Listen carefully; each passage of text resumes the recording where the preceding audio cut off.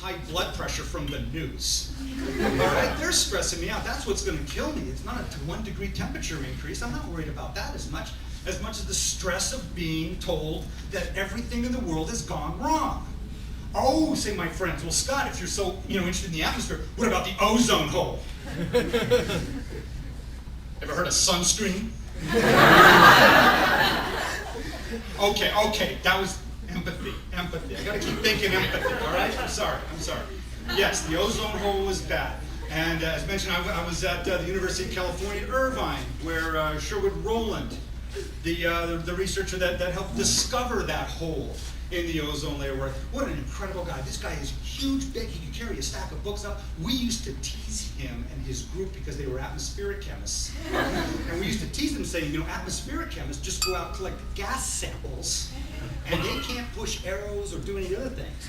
A couple years later, he comes back with the Nobel Prize. And all jokes stopped. So we got an ozone hole. What are we going to do about it? First, blame somebody. Okay? So we gotta blame somebody. That's a good one to blame. Why don't we blame Freon? Okay?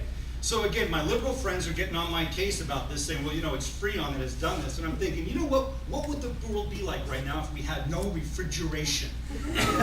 We have 6 billion people on the planet. They're busting my balls about the fact that I have to go feed the rest of the world. And if I can't refrigerate this stuff to take it across the country, how am I supposed to get this job done? All right, we grow the tomatoes in California, and I pick them up at the Loblaws here in Toronto. That blows my mind. All right, we're not going to do this without refrigeration and things, so we have to have something, so we've got to blame somebody for it.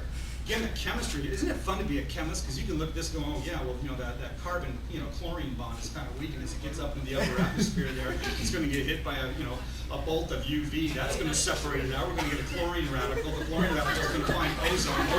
It's going to be stripped off the oxygen off of that one there. Then it's going to come over that lone thing that, the ClO is going to go over, find another oxygen or another, and the whole thing is just going to be catalyzed away. We got one chlorine atom up there. We're going to screw up the entire ozone layer. We get that chemistry. We can read that and enjoy it. But the rest of the world's all panicking about it. So what are we going to do?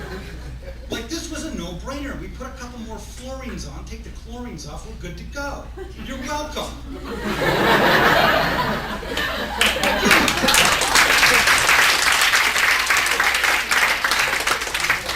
The part that's kind of pissing me off is that I didn't think to go to the upper atmosphere in in the Antarctic.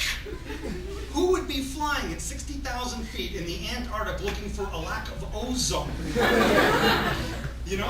That was a guy looking for a research grant desperately.